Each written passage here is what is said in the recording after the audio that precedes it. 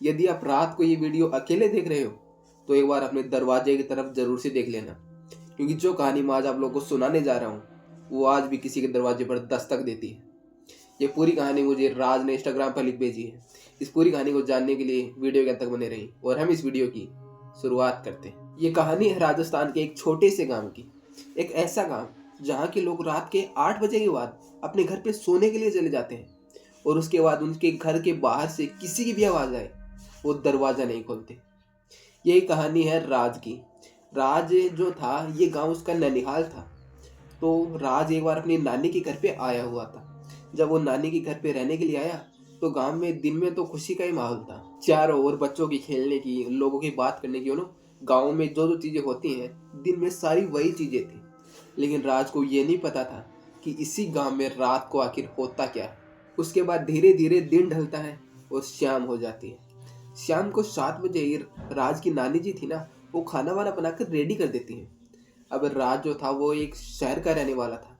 राज अपनी नानी से कहता है कि नानी, इस टाइम पे खाना, हम तो खाना लेट खाते हैं, इतनी जल्दी खाना क्यों? तो उसकी नानी कहती है कि बेटा, यहाँ पे सब जल्दी ही खाना खाते हैं और तुम भी चुपचाप जल्दी से खाना खाकर सोने चले जाओ। और हाँ, एक बात याद रखना, अगर रात को तुम्हें इस घर के बाहर से किसी की भी आवाज आए, चाहे वो जो कोई भी हो, तुम्हारा कोई अपना ही क्यों ना हो, किसी की भी आवाज आए, दरवाजा मत खोलना। उसके बाद राज थोड़ा सोच में पड़ जाता है कि यार नानी जी ऐसा क्यों कर रही हैं? आखिर ऐसा होता क्या है रात को किसकी आवाज आती है? बस ऐसे ही सवाल उसके मन में थे।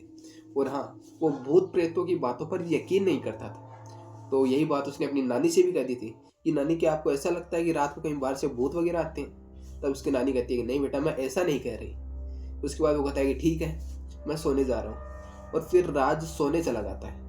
अब चूंकि वो शहर का रहने वाला था, इसलिए इतनी जल्दी उससे नींद तो नहीं आने वाली थी।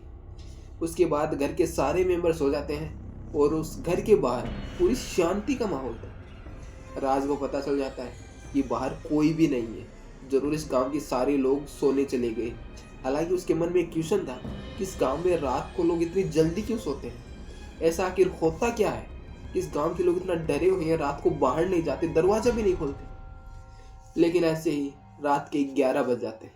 अब रात के 11 बज चुके थे तो राज को भी नींद आने लगती है। तो उसके बाद वो भी सोने लगता है। वो तकरीबन 1.5-2 घंटे सोता ही है कि उसको घर के दरवाजे के बाहर से खटखटाने की आवाज़ आती। राज उठता और देखता है कि इतनी रात को दरवाज़ा कौन खटखटा रहा है। वो उठता और पूछता कि कौन है। तब बाहर से उसकी मम्मी की आवाज़ आती है कि बेटा दरवाज़ा खोलो, मैं हूँ। तब राज सोचता है कि यार मम्मी तो मेरे साथ आई नहीं थी, तो फिर मम्मी इतनी रात को यहाँ क्या कर रही है? वो पूछता है कि मम्मी आप यहाँ क्या कर रही हैं? तब बाहर से आवाज़ आती है कि बेटा, इन सारे सवालों का जवाब मैं तुम्हें अंदर आकर दे दूंगी, पहले तुम दरवाज़ा खोल दो, मुझे बाहर सर्दी लग रही है। तब राज दरवाज़ा खोलने के लिए आगे बढ़ता ही है कि उसको उसकी नानी की बात याद आती है कि बेटा, रात को बाहर से किसी की भी आवाज़ आए, चाहे कोई तुम्हारा अपना ही क्यों ना हो, दरवाज़ा मत खोलो। फिर राज सोच में पड़ जाता है कि यार मैं दरवाज़ा खोलूँ भी कैसे? नहीं, बाहर से मेरी मम्मी की आवाज़ आ रही है, हो सकता है कोई काम हो, आई हो। लेकिन दूसरे ही पल सोचता है कि नहीं यार, नानी जी ने मना किया था, ज़रूर यहाँ पे कुछ तो गड़बड़ है। उसके बाद वो पूछता है कि मम्मी, अगर आप हो तो क्या आप मेरा नाम लेके मुझे बुला सकती हो? तब बाहर पिन ड्रॉप साइलेंस। बाहर से कोई भी आवाज़ नहीं। लेकिन कुछ ही देर बाद आवाज़ आती है कि नाम लेने से क्या होता है, तुम दरवाज़ा खोलो ना, मैं अंदर आकर तुम्हें बताती हूँ। लेकिन इस बार वो आवाज़ थोड़ी रूडली थी, यानी कि थोड़ी गुस्से में लग रही थी। राज को पता चल जाता है कि उसकी मम्मी की आवाज़ तो बिल्कुल भी नहीं है। ये सारी चीज़ें होने के बाद राज का दिल जोर जोर से धड़कने लगता है, उसको डर सा लगने लगता है। लेकिन उसके बाद वो नीचे झुक के बाहर देखने की कोशिश करता है दरवाजे के नीचे से कि आखिर बाहर खड़ा कौन है। और जब वो बाहर देखता है तो बाहर उसे नीचे से किसी का भी पैर दिखाई नहीं देते। उस दरवाजे के बाहर कोई खड़ा ही नहीं था, लेकिन दरवाजा नॉन स्टॉप आवाज कर रहा था।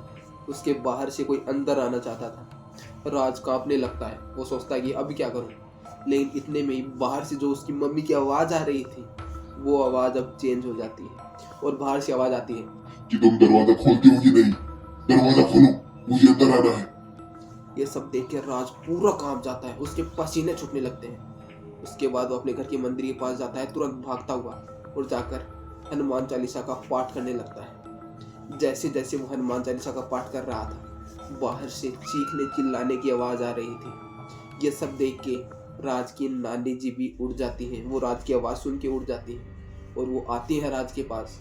तो राज हनुमान चालीसा का पाठ कर रहा था और बाहर से चीखने चिल्लाने की आवाज़ें आ रही थी। जैसे ही हनुमान चालीसा पूरी होती है, बाहर की आवाज़ भी ख़त्म हो जाती है। उसके बाद राज घबराए हुआ अपनी नानी जी से पूछता है कि ये सब हो क्या रहा है इस गांव में। रात को दरवाजे के बाहर कौन है जो इतनी आवाज़ कर रहा है, उसके पैर भी नहीं है नीचे।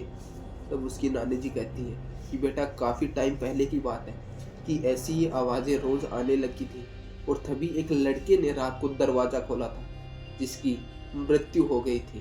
पता नहीं उसके साथ क्या हुआ, बाहर कौन था, किसी को कुछ पता नहीं चला, लेकिन ज़रूर बाहर कोई शैतानी आत्मा थी। ये सारी चीज़ें सुनने के बाद राज कांपने लगता है और फिर वो सोने के लिए चला जाता है। लेकिन इस बार वो कंबल से बाहर भी नहीं निकलता। फिर सुबह होती है और राज वापस अपने शहर आ जाता है। और ये पूरी कहानी मुझे राज ने इंस्टाग्राम पे लिख भेजी है। अगर आपके पास भी कोई ऐसी कहानी या कोई टॉपिक है तो इंस्टा का लिंक इस वीडियो के डिस्क्रिप्शन बॉक्स में मौजूद है। सीधा क्लिक करके वहीं भी पहुंच जाइए और डीएम कीजिए। हो सकता है कि मेरा अगला वीडियो आपकी कहानी या टॉपिक पर बन रहा हो। और अगर वीडियो अच्छी लगे तो वीडियो को लाइक करके चैनल को सब्सक्राइब जरूर से कर लीजिएगा, जिससे कि आने वाली वीडियो की नोटिफिकेशन सबसे पहले आपको मिल सके। और हम मिलते हैं इसके नेक्स्ट वीडियो में किसी नए टॉपिक के साथ में। तब तक के लिए धन्यवाद।